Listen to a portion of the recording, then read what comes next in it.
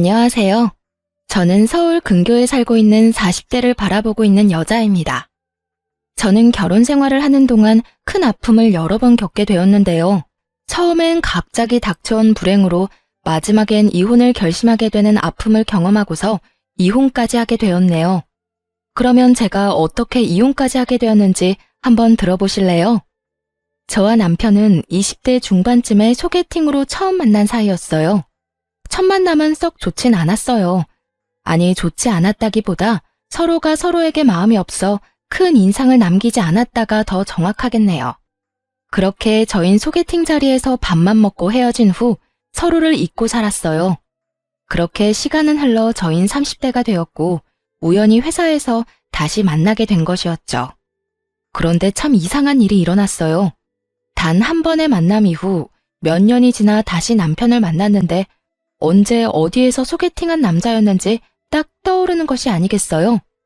딱히 기억에 남을 만한 에피소드가 있었던 것도 아니었고 정말 조용한 분위기에서 밥만 먹고 헤어졌는데 말이죠. 남편 역시 저를 기억하고 있는지 회사에서 저를 보자마자 아는 척을 해오더라고요. 그래서였을까요?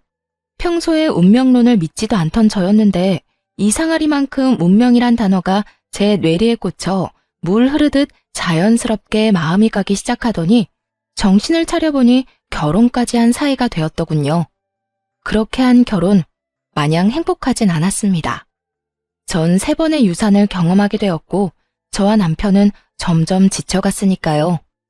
남편은 괜찮다며 저를 위로하고 달래주었지만 그런 남편 역시 점점 지쳐가는 게 눈에 보이더라고요.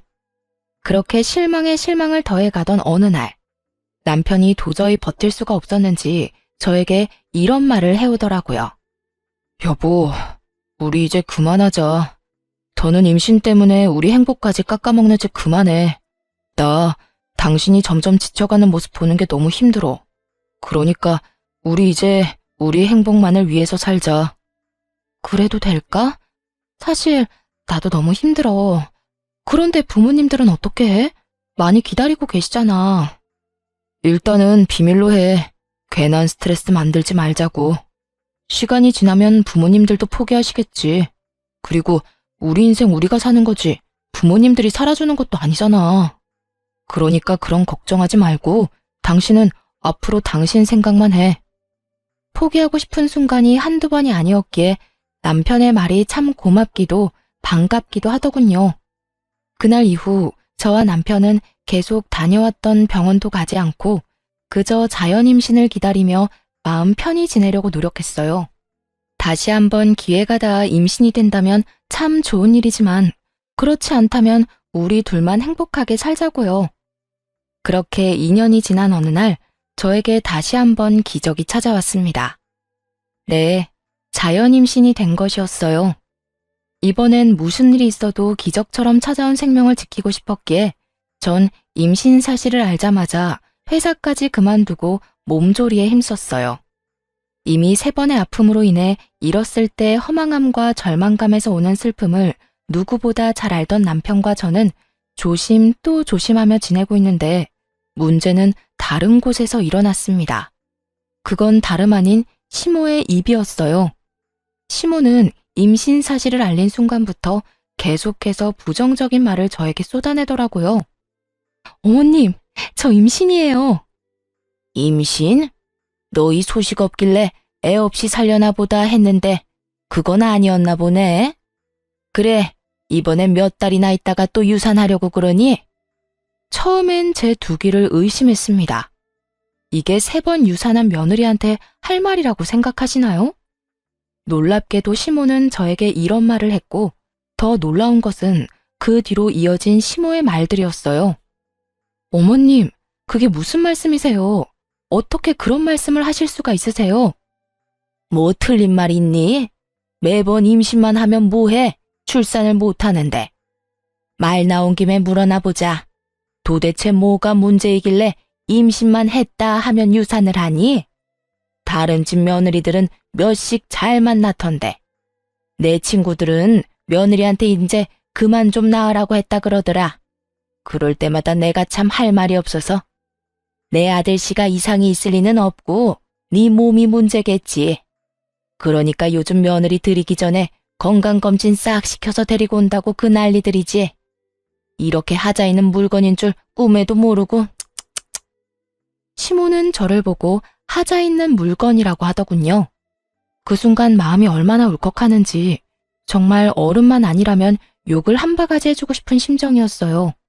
아니, 그냥 어른이었다면 그냥 욕이라도 실컷 했을 텐데 다른 사람도 아닌 남편의 부모님이니 입에 맴도는 욕이 차마 입 밖으로 나오지 못하더라고요. 아무리 그렇다고 해도 하자 있는 인간이라니 그렇게 생각하시는 줄은 꿈에도 몰랐네요. 임신만 했다 하면 유산하는 며느리를 시어미가 어떻게 생각하는 줄 알았니? 이때껏 입 다물고 있으니 그저 널 이뻐하는 줄 알았어? 그냥 이때까진 참은 거야. 이런 시어미가 또 있는 줄 아니? 다른 시어머니들 같으면 너 연달아서 유산했을 때 진작 내쫓았을 거다. 집안 대를 끊어먹으려고 작정한 것도 아니고 아들 귀한 집에 시집와서 번번이 유산을 하니 내가 너 같은 것도 며느리라고 모시고 산다고 아주 화병이 다 나겠구나. 시모는 그동안 이 말들을 저에게 하고 싶어서 어떻게 참았을까 싶을 정도로 저에게 막말과 폭언들을 쏟아내더군요. 가만히 시모의 말을 듣고 있던 저는 결심했습니다. 저 역시 이젠 더는 참고만 있지 않겠다고요. 아, 그랬어요? 그러면 하자 있는 며느리는 어머님 화병 방지를 위해서 무사히 출산할 때까진 시댁에 발걸음도 하지 않도록 할게요. 괜히 제사 생신 명절에 시댁 가서 설치다가 또 유산이라도 하면 어머님 화병으로 쓰러지지 않겠어요? 그러면 그런 줄 아시고 전화 끊어주세요. 어머님께 좋은 말들을 너무 많이 들어서 그런지 배가 당겨서 좀 쉬어야 하겠네요. 들어가세요. 저는 전화를 끊어버렸고 제 말에 화가 머리끝까지 난 시모에게서 전화와 문자가 쉴 새 없이 왔지만 전 다 무시해버렸습니다. 그리곤 시모에게 말한 것처럼 정말 시댁의 발길을 끊어버렸고요. 저는 다시 한번 찾아온 기적 같은 아기를 지켜야 했을 뿐만 아니라 저를 하자 있는 인간이라고 그것도 제게 직접 말하는 시모와 더는 사이좋은 고부관계를 이어나가는 것이 의미 없다고 생각했기 때문이죠. 뭐 그전에도 그렇게까지 사이좋은 고부관계는 아니었지만 이 사건이 발화점이 되어버렸던 것이었죠. 그 후로도 시모는 끈질기게 연락을 해왔고 어쩌다 통화라도 되는 날이면 안부를 묻기는커녕 좋지 않은 말들로 제 신경을 긁어놓기가 일쑤였죠. 전 결국 시모의 연락을 피하기 시작했고 상황이 그렇게까지 되자 남편에게 연락해 한바탕 난리를 쳤는지 남편의 입에서도 말이 나오기 시작하더군요. 처음엔 시댁엔 발걸음도 하지 않겠다는 제 뜻을 적극적으로 지지해줬던 남편이었는데 시모의 곡소리엔 어쩔 도리가 없는 것인지 저를 설득하기 시작했어요. 시모의 생일을 며칠 앞둔 날, 남편은 다른 때보다 좀 더 간절하게 저에게 부탁을 해왔습니다. 여보, 엄마 생신 얼마 안 남은 거 알지? 제사는 그렇다 치더라도 생신은 가야 하지 않을까? 아, 당신은 내가 참석했으면 좋겠어? 어머님이 또 나한테 얼마나 모진 말을 할 줄 뻔히 알면서도 그건 내가 엄마한테 잘 말해뒀어. 당신한테 다신 그런 말 같지도 않은 말 하면 나도 영 끊어버릴 거라고. 그러니까 날 믿고 마지막이라는 생각으로 참석해주면 안 될까? 이대로 영영 영 끊고 살 수도 없을 테고 이쯤에서 못 이기는 척 참석하면 엄마도 아무 말 하지 않을 거야. 생각할 시간을 좀 줘. 당신 마음도 이해가 안 되는 건 아닌데 나도 워낙 어머님께 받은 상처가 커서 쉽사리 결정이 안 서서 그래. 이해해. 그러면 생각해보고 이야기해줘. 고민되더라고요. 남편의 말처럼 영영 연을 끊고 살 순 없다는 생각이 들긴 했으니까요. 그때까진 시댁과의 연을 영영 끊어버릴 생각은 전혀 없었기에 고민은 더욱 깊어만 갔고 깊게 고민해본 끝에 결국 참석하기로 했어요. 나 내일 어머님 생신 참석할게. 선물은 준비했어? 아직이면 내가 오늘 나가서 준비할까? 아니, 그냥 용돈 좀 드리지 뭐. 당신은 몸만 가면 돼. 당신이 참석하는 것 자체가 선물이지 뭐. 그러면 내일 저녁에 퇴근하고 데리러 가면 되는 거지? 아니야, 방향도 다른데 뭐하러? 그냥 내가 택시 타고 식당으로 갈게. 정말 고마워. 어린아이처럼 좋아하는 남편의 모습을 보니 마음을 돌려먹길 잘했단 생각이 들더군요. 그래서 전 이왕 참석하기로 한 거 시모가 무슨 말을 하든지 간에 한 귀로 듣고 한 귀로 흘려보내기로 했습니다. 남편이 막아주겠다고 했지만 제가 아는 시모는 남편이 막는다고 한들 막힐 사람이 아니었으니까요. 그렇게 다음날 전 저녁 시간에 맞춰 준비를 하고 집을 나섰어요. 어떻게 먹은 마음인데 저는 그날 결국 시모의 생일 자리에 참석하지 못했습니다. 교통사고가 나버렸거든요. 상대방 운전자가 막무가내 끼어들기식의 거친 운전이 원인이 된 교통사고였습니다. 사고는 꽤 크게 났고 천만다행으로 몸은 다치지 않았지만 많이 놀란 탓인지 배가 뭉치며 아파져 왔고 저는 급하게 병원으로 이송되었어요. 저는 바로 남편에게 전화를 걸었고 남편은 금방 오겠다고 하더군요. 여보, 나 가는 길에 교통사고가 났어.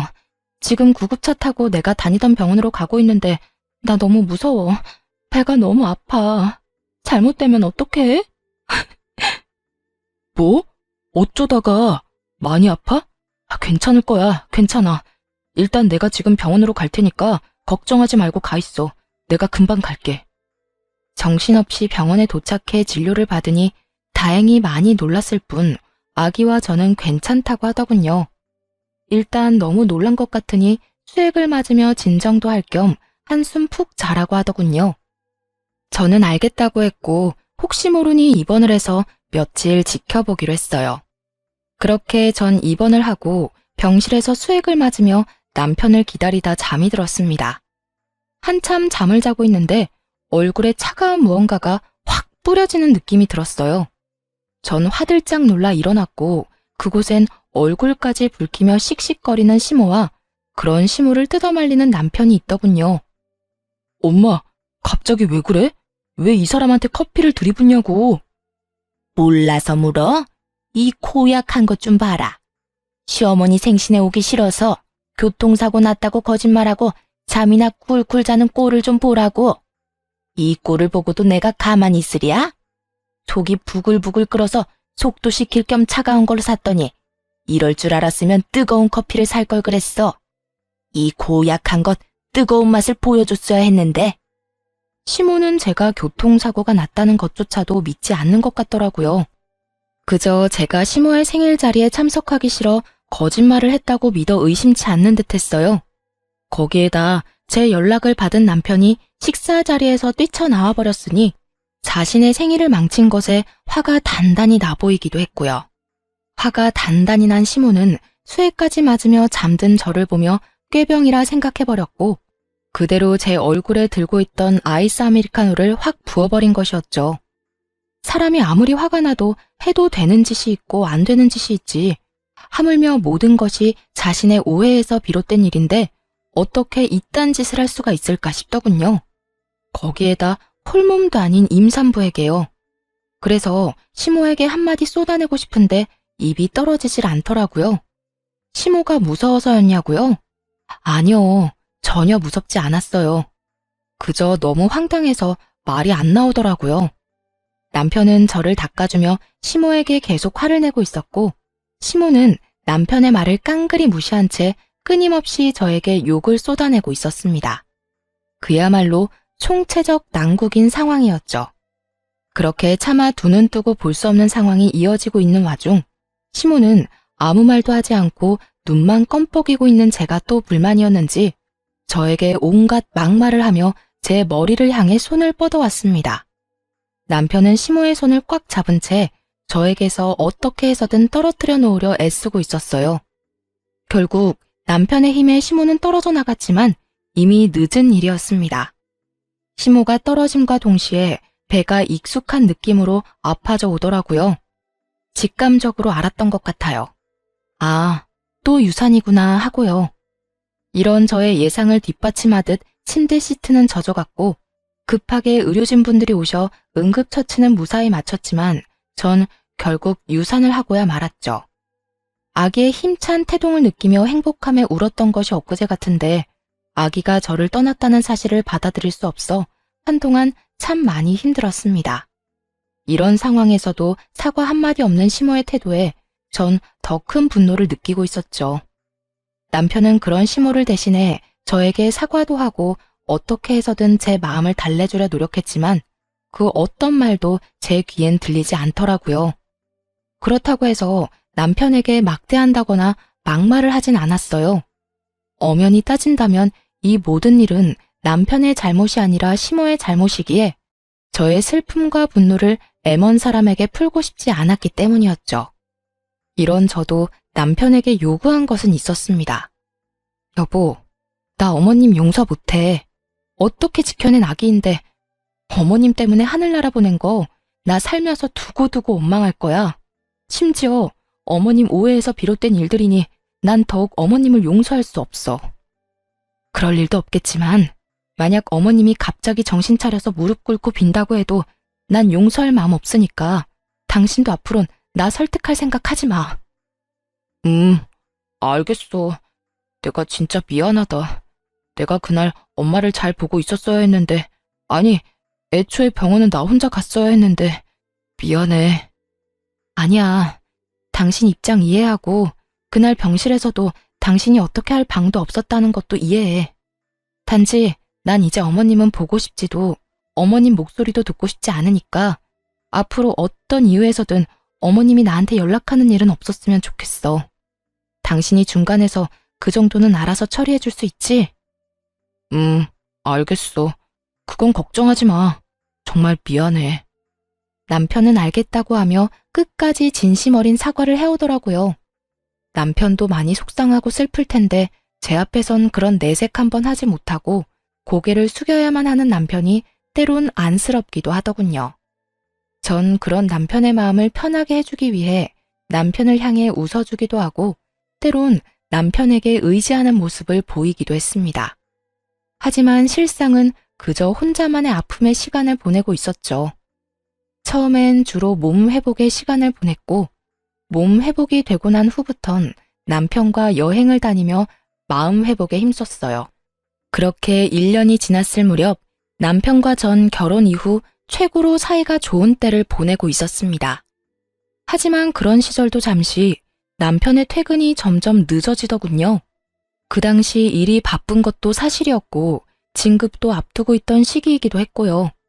일이 바쁘다 보니 퇴근은 늦어졌고 그렇다 보니 남편은 늘 피곤함에 찌들어 살았어요. 그런 와중에 출장도 잦아지더군요. 처음엔 같은 회사를 다녔으니 출장이야 가끔 급하게 가야 하는 일도 있다는 것을 잘 알고 있던 터라 대수롭지 않게 여겼지만 그런 일이 잦아지니 아무래도 의심스러운 마음을 지울 수가 없는 상황이었어요. 그래서 전 혹시나 하는 마음에 회사를 다닐 때 친하게 지내던 동료에게 연락을 해 은근히 떠보았고 그 결과 남편의 출장이 잦아진 것이 맞다고 하더라고요. 하지만 확인을 했음에도 불구하고 불안한 예감은 쉽사리 사라지지 않았고 그 불길한 예감이 맞았다는 사실을 알게 된 건 얼마 지나지 않은 어느 날이었습니다. 그날도 갑자기 집으로 돌아온 남편이 숨쉬듯 자연스럽게 출장을 이야기를 꺼내더군요. 여보, 나 또 출장 가. 이번엔 좀 길게 갈 것 같아. 한 일주일 정도? 일주일이나? 요즘 회사에 무슨 일 있어? 무슨 출장을 이렇게나 자주 가? 무슨 일은 그냥 급하게 처리해야 하는 일들이 많아서 그래.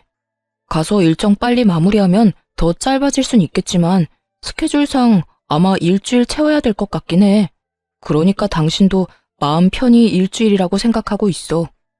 알겠어. 가서 술 너무 많이 먹지 말고 끼니 꼭 챙겨 먹고. 알겠지? 남편은 얼마나 신이 났는지 짐가방을 싸 집을 나서며 콧노래까지 부르더군요. 그 모습에 저는 이상함을 넘어 수상하다는 생각을 강하게 했고 바로 흥신소에 의뢰해 남편의 뒷조사를 하기로 했습니다. 사실 당장이라도 제가 직접 남편의 뒤를 쫓고 싶은 마음이 굴뚝이긴 했지만 그럴 순 없는 노릇이었어요. 혹여 제가 뒤를 쫓다 들키기라도 하는 날엔 남편이 절 어떻게 생각하게 될지 상상만으로도 끔찍한 지경이었기 때문이었죠. 그렇다고 해서 이런 찝찝한 기분으로 계속 살 순 없는 노릇이었기에 의뢰를 했던 것인데 며칠 뒤 흥신소에서 알려준 사실은 충격적이었습니다. 우선 남편분이 외도를 저지르고 있던 것이 맞더라고요. 예상하셨던 대로 이번엔 출장이 아닌 여행이더라고요. 그런데 좀 특이한 게 동행하신 분이 또 계세요. 그건 아무래도 직접 보시는 게 나으실 것 같아 따로 묶어서 보내드릴 테니 확인해 보세요. 아직 며칠 남았으니 더 지켜보다 특별한 일 있으면 다시 연락드리겠습니다. 전화를 끊고 받은 사진들과 정보들은 정말 제 입이 떡 벌어지기에 부족함이 없더군요. 상간녀는 남편의 회사에 다니고 있는 20대 여자로 회사 사장 조카라고 하더군요. 남편의 출장길엔 늘 동행했던 것으로 예상이 되는데 이상한 점은 출장을 함께 가면 상간녀도 거래처 사람들을 만난다거나 다른 일을 한다거나 해야 하는데 오로지 남편만 일을 하고 그 시간 동안 상간녀는 늘 쉬고 있는 것이 이상했다고 하더라고요.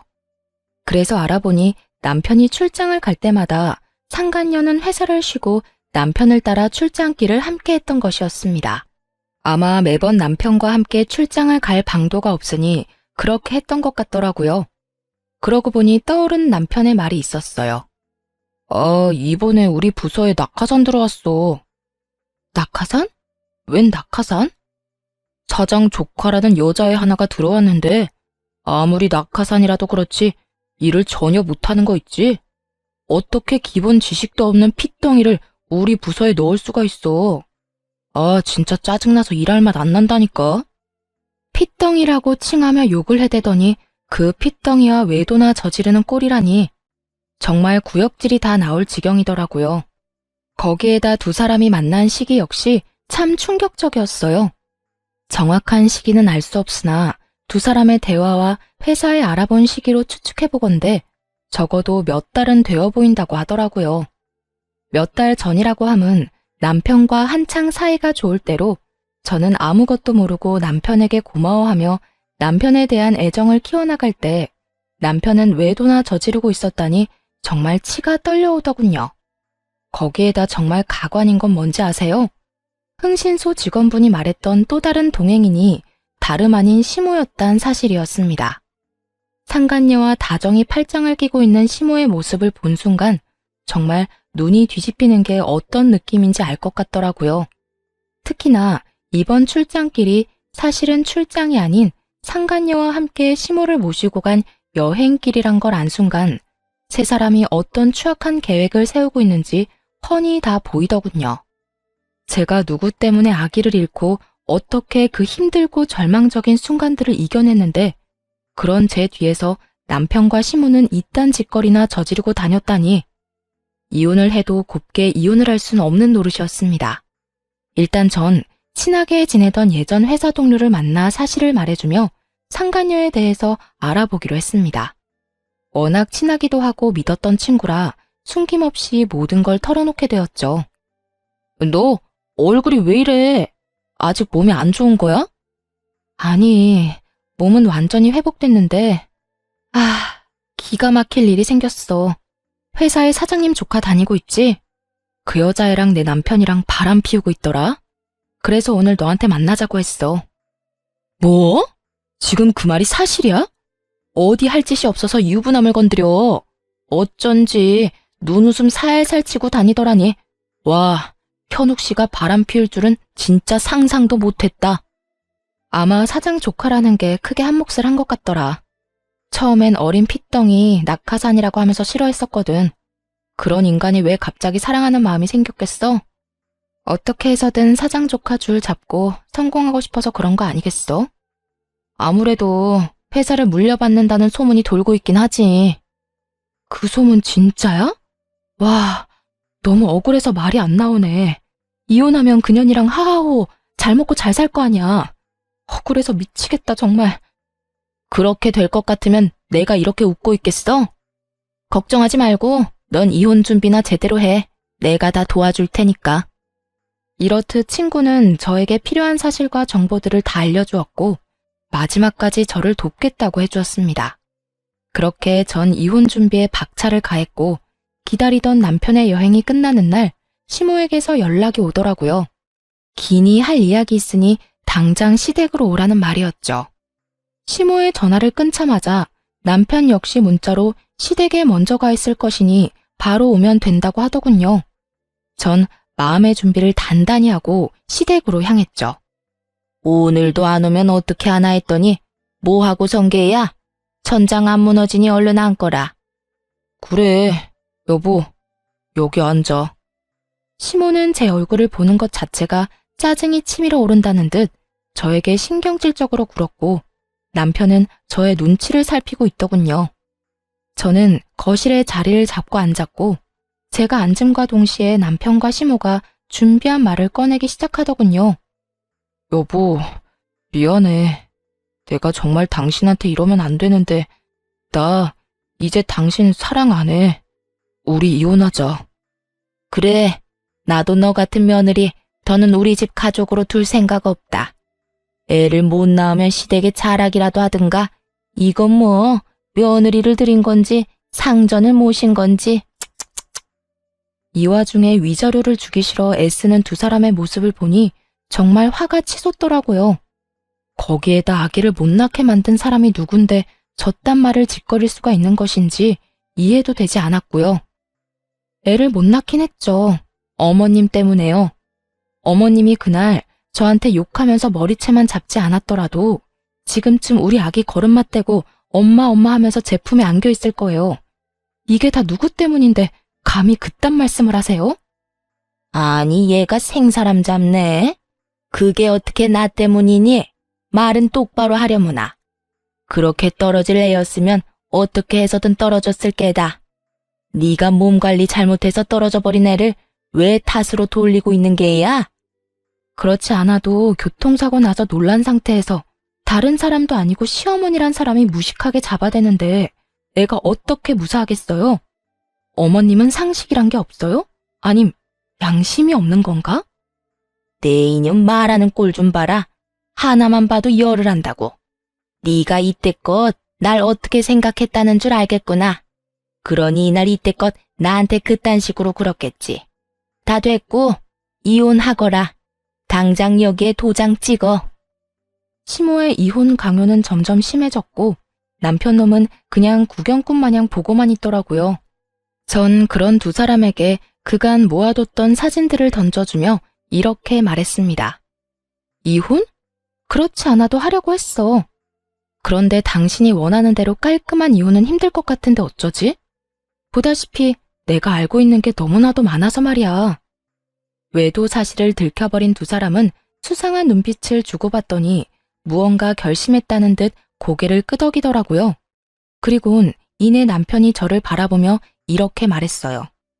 몰랐으면 좋았겠지만 알았다니 다 말할게. 나 다른 여자 생겼어. 만난 지 얼마 안 됐긴 했지만 나 그 여자 사랑해. 감히 제 앞에서 사랑이라고 하더라고요. 어쩌면 저렇게 뻔뻔할 수가 있는 것인지 화가 다시 한번 치밀어 올랐어요. 사랑? 내가 웃겨서 이런 상황에까지 사랑 타령이 하고 싶니? 솔직히 말해, 이 여자를 사랑하는 게 아니라 이 여자 조건을 사랑하는 거라고 말이야. 내가 당신 바람난 것도 다 아는데 이 여자 뒷조사는 안 해봤을 것 같아? 이 여자 당신이랑 나랑 다니던 그 회사 사장 조카라며? 왜? 회사 자기가 물려받기라도 한대? 그래서 당신 앞날 보장이라도 해주겠대? 전곡을 찔렸는지 남편은 잠시 멈칫한다 싶더니 이내 하소연을 하며 어쩔 수 없는 결정이었다는 듯 교묘하게 제 탓으로 돌리기 시작했어요. 그걸 어떻게... 그래, 나 성공하고 싶어. 당신이랑 헤어지고 가기만 하면 내 인생 성공하는 지름길이 보이는데 당연히 가야 하지 않겠어? 막말로 우리한테 애가 있는 것도 아니잖아. 그리고 나 당신이랑 엄마 사이에서 많이 힘들었어. 당신은 당신대로 난리고 엄마는 엄마대로 나한테 섭섭하다고 난리고. 야, 이 와중에 불쌍한 척하는 것도 모자라 내 탓까지 하는 거야? 당신도 참 어떤 면에선 대단하다. 당신 탓을 하려는 게 아니라 그냥 나도 내 나름대로는 힘들었단 말을 하는 거야.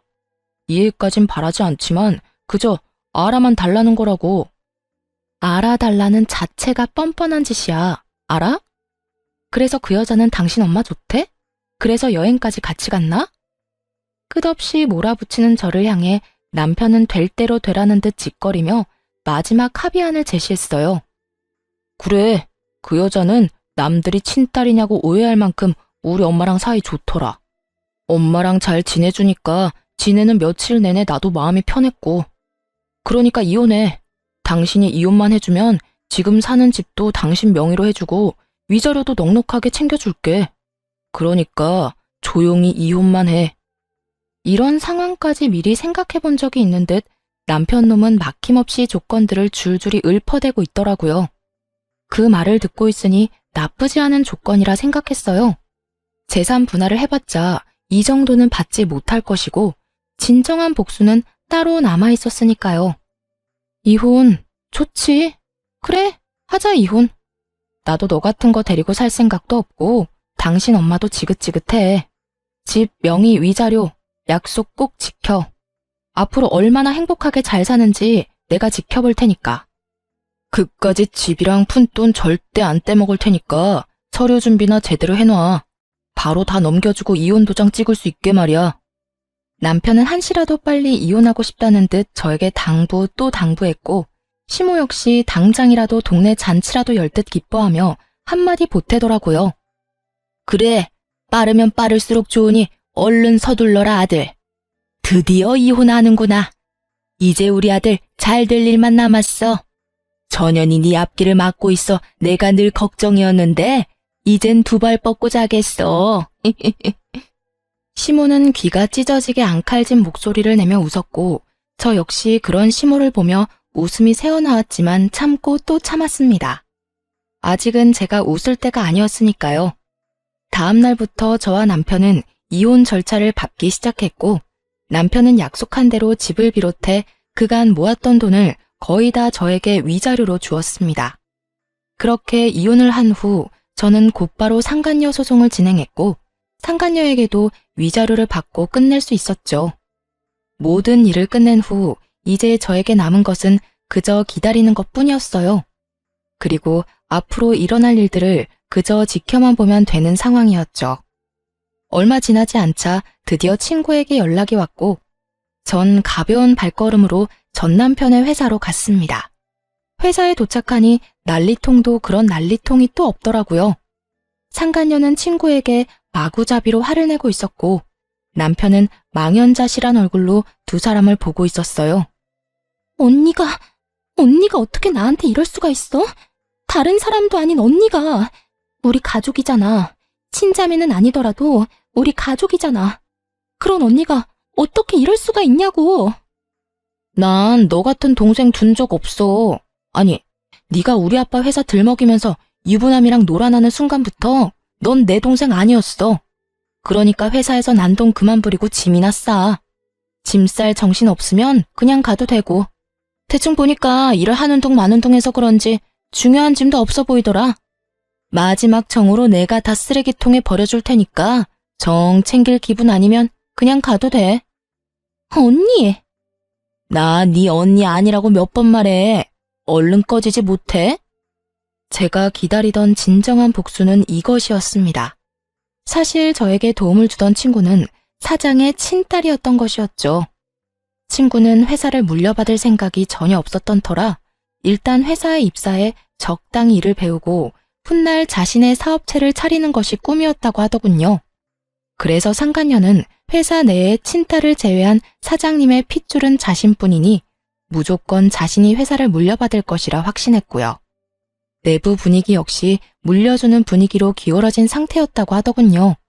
하지만 저에게 모든 이야기를 들은 친구는 사실은 자신이 사장님 딸이라는 사실을 저에게만 밝히며 복수를 돕겠다고 호언장담한 것이었죠. 그 후 친구는 자신의 아빠이자 회사 사장님에게 모든 사실을 알려버림과 동시에 회사를 물려받겠다고 선언해버렸고 전 남편과 상간녀는 졸지에 낙동강 오리알이 되어버렸던 것이었죠. 언니, 어떻게 나한테 이렇게 매정하게 굴어? 나 여기서 쫓겨나면 집에서도 쫓겨나는 거 잘 알잖아. 그러지 말고 제발 나한테 회사 안 물려줘도 되니까 우리 집에는 비밀로 해줘. 회사도 그냥 다니게 해주고, 응? 이렇게 빌게. 상간녀는 울고불고 하며 손이 발이 되도록 빌기 시작했고 친구는 그런 상간녀를 냉정하게 내려다보며 이렇게 말하더군요. 이게 빈다고 끝날 문제야? 그리고 나한테 빌긴 왜 빌어?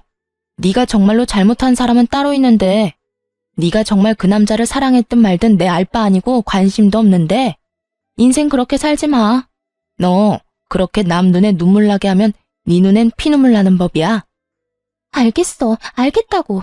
내가 정말 잘못된 행동한 거 지금 죽어라고 후회하고 있다고. 그러니까 언니가 좀 해결해줘. 언니가 그 정도는 해줄 수 있잖아. 내가 왜? 난 그럴 생각 전혀 없으니까 네가 싼 똥 네가 치워. 알겠어? 상간녀는 그 자리에 주저앉아 울었고 전 남편은 그제야 다 끝났다는 것을 체감했는지 주변 눈치를 살피며 자리에서 일어나더군요. 그 순간 그만 저와 눈이 마주쳐버렸고 집도 저에게 주고 큰 금액의 위자료까지 주느라 거지가 되어버린 전 남편은 순간 제가 동아줄로 보였는지 불이 나게 제 앞으로 달려오더군요. 그리곤 깃털보다도 가벼운 무릎을 꿇고 저에게 빌기 시작했어요. 여보, 내가 잘못했어. 당신도 다 봤지? 전현이 날 속였어. 전현이 날 꼬시지만 않았더라도 내가 그딴 정신 나간 짓은 하지 않았을 거야. 넌 지금 그걸 변명이라고 하니? 네가 그렇게 말하면 아, 그랬구나 하고 내가 다 용서할 줄 알았어?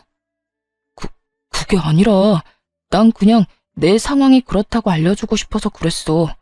당신도 알다시피 나 당신한테 위자료 준다고 돈도 없고 회사에도 외도남으로 낙인 찍혀서 곧 그만둬야 할 상황이야. 내가 이런 꼴이 됐는데 당신 마음 아프지 않아?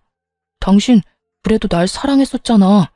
그러니까 그간의 정을 생각해서 나 좀 용서해주고 나 좀 받아주면 안 될까? 다른 여자를 사랑해서 이혼하자던 전 남편은 이제 저에게 사랑 타령과 더불어 그간의 정을 호소하며 용서를 구하더라고요. 진심이라곤 티끌만큼도 들어가지 않은 용서를 말이죠. 내가 받아줄 것 같아? 용서가 될 것 같냐고. 당신, 나 마지막으로 유산하고 나랑 여행 다니고 하면서 몰래 저 여자랑 연락하고 다녔지? 난 그때 하루하루가 지옥 같았다가 행복했다가 그런 감정을 가지는 내 자신이 죄스러웠는데 넌 행복했니? 젊은 여자애가 심지어 회사까지 물려받게 될 여자애가 유부남인 너 쫓아다니니까 행복했어? 네 새끼를 네 엄마 손에 잃은 나는 하루에도 몇 번씩 대성통곡을 하는데 넌 행복했냐고. 절규에 가까운 제 말을 들은 전 남편은 마지막 눈물까지 짜내며 저에게 매달리더군요. 내가 정말로 면목이 없는 상황인 거 다 알아. 내가 죽일 놈인 거 다 안다고. 당신한테 내가 죄인인 것도 잘 알고 그러니까 내가 앞으로 잘한다잖아. 당신이 용서해주고 나 받아주기만 하면 내가 앞으로 살면서 다 갚을게. 당신한테 상처 주고 당신이 울었던 만큼 내가 다 갚으면서 살게. 제발 내가 그렇게 할 수 있게 기회를 줘. 내가 미쳤니? 너한테 그런 기회를 주게? 난 절대로 당신 뜻대로 해줄 생각 없으니까 그런 말도 안 되는 꿈은 꾸지도 마. 끝까지 매달리던 전 남편은 갑자기 태세를 바꿔 미쳐버린 사람처럼 저에게 고함을 지르기 시작하더라고요. 그러면 돈이라도 내놔. 내가 준 위자료라도 다 내놓으라고. 뭐라고? 너 진짜 미쳤니? 그 돈 네 말대로 위자료야. 내 정신적 고통에 대한 손해배상금이라고. 그런 돈을 내가 미쳤다고 너한테 돌려주겠어? 재판 갔으면 그 돈의 절반도 못 받을 거 당신도 잘 알고 있잖아. 그래, 내가 많이 양보해서 절반만 되돌려 받을 테니까 그거라도 내놔. 얼른 내놓으라고. 참다 못한 저는 고함을 지르는 남편의 뺨을 시원하게 날려버리고 말았어요. 그제야 정신이 조금 돌아왔는지 토끼 눈을 하고 저를 보더라고요. 이제 정신이 좀 드니? 지금처럼 정신 좀 차리고 살아. 앞으로 다신 보는 일 없도록 하자. 제발 부탁이다. 그렇게 전 회사를 나와버렸어요. 뒤에서 상간녀와 남편의 고함과 함께 우는 소리가 들려와 돌아서는 저의 발걸음은 더없이 가벼웠답니다. 그 후로 전 남편과 상간녀는 당연한 수순으로 회사에서 잘렸다고 하더라고요. 상간녀는 유부남과 놀아난 것도 모자라 이혼까지 시킨 사실이 본가에 다 알려져 돈 한 푼 없이 쫓겨났다고 하고요. 더 통쾌한 건 뭔지 아세요? 친구에게 전해 들었는데 오갈 데가 없어진 상간녀가 다른 사람도 아닌 전시댁으로 찾아갔다고 하더라고요. 그 뒤론 상상이 되죠?